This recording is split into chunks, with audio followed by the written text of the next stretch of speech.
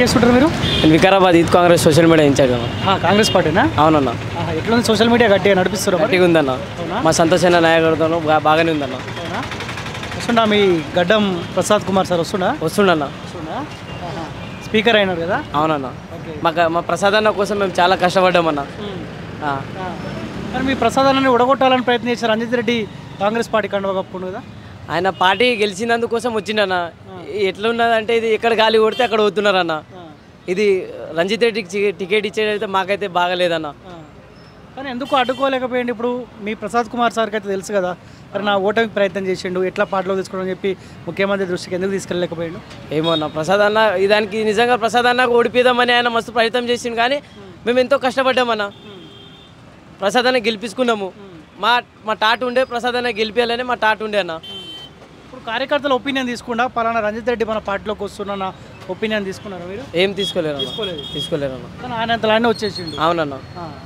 Okay, ఇప్పుడు రంజిత్ రెడ్డికి మించిన అభ్యర్థి కాంగ్రెస్ పార్టీకి లేకుండా వేరే వాళ్ళు లేకుండా ఉన్నారు కదన్న. ఎందుకు లేరు?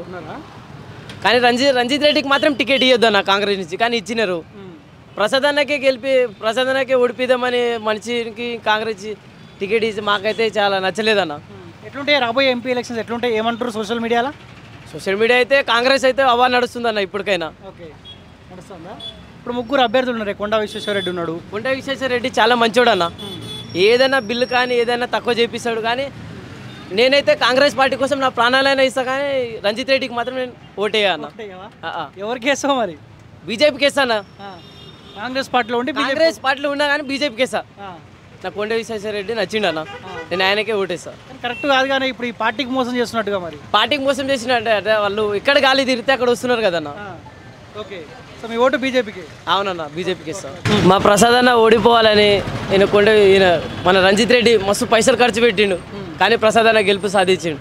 మా ప్రసాద్ అన్న కోసమే మేము పనిచేస్తాం. నేను కాంగ్రెస్లో ఉన్నా కానీ బీజేపీకి ఓటేస్తా. మా ప్రసాద్ అన్న కోసం ఫుల్ సపోర్ట్ అన్న మాది.